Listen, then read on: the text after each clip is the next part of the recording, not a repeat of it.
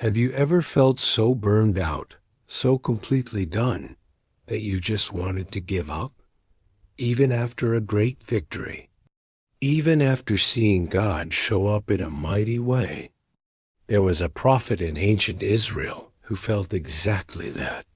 His name was Elijah. And what God said to him in his darkest moment, not in thunder, not in fire, but in the smallest, quietest voice, changed everything. Welcome back to our journey through the Bible. This is the story of Elijah and the whisper. To understand why Elijah ran, we have to understand what he had just done. For 3.5 years, Israel had been gripped by a devastating drought.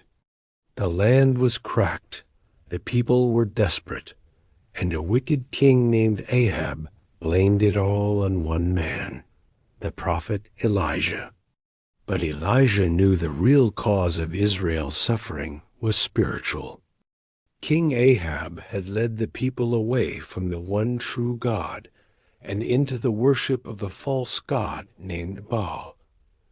So Elijah issued a challenge, a showdown on top of Mount Carmel. In front of all Israel, he would face 450 prophets of Baal, and they would find out once and for all who the real God was. 2 altars, 2 bulls, 2 prayers.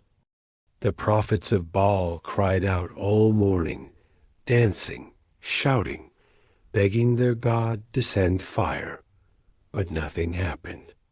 The altar was cold. The sky was silent. Then Elijah stepped forward. He rebuilt the altar of God. He placed the sacrifice. And then, to make absolutely sure no one could call it a trick, he drenched the altar with water 3 times, until water filled the trench around it. He prayed a simple prayer, "Lord, let it be known today that you are God in Israel. Answer me, Lord, answer me." And then the fire fell, a consuming, heaven-sent fire that swallowed the sacrifice, the wood, the stones, the soil, and even the water. The people fell on their faces and cried out, "The Lord, He is God." And that same day, after 3 long years, the rain came pouring down. It was the greatest moment of Elijah's life. But here is where the story gets real. When Queen Jezebel, Ahab's ruthless wife, heard what happened, she sent Elijah a message. "By this time tomorrow, you will be as dead as those prophets." And Elijah, the man who had just called down fire from heaven, ran. He ran into the wilderness until he couldn't run anymore, collapsed under a tree, and prayed one of the most honest prayers in Scripture. "I have had enough, Lord. Take my life. I have had enough." Have you ever said those words? Maybe just in your heart. Elijah wasn't weak. He was human. And God knew exactly what to do. He didn't lecture him. He didn't rebuke him. An angel touched him and said, "Get up and eat." There was warm bread and water waiting. He ate and lay back down. The angel came again, a second time, and said, "Get up and eat, for the journey is too much for you." God saw him. He knew.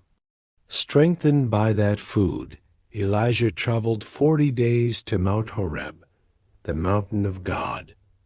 There, in a cave, God spoke, "What are you doing here, Elijah?"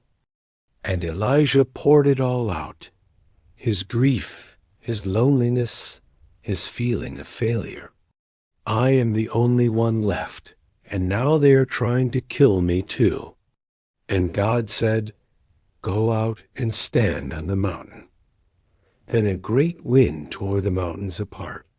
But the Lord was not in the wind. After the wind, an earthquake. But the Lord was not in the earthquake. After the earthquake, a fire. But the Lord was not in the fire. And after the fire, a still small voice, a gentle whisper. When Elijah heard it, he knew God was there. Not in the spectacle, not in the noise, in the whisper. God asked again, "What are you doing here, Elijah?" He gave the same answer, and God gently redirected him. "Go back, Elijah. There is still work to do. And by the way, you are not alone. I have 7,000 in Israel who have not bowed the knee to Baal. 7,000. Elijah was never alone. God is not always in the dramatic. Sometimes he speaks in the quiet, in the stillness after the chaos. If you are sitting under your own juniper tree today, exhausted and defeated, God sees you. He's not coming to rebuke you. He's coming with bread and water and a gentle voice that says, "Get up. The journey is not over, and you are not alone. Be still and know that He is God.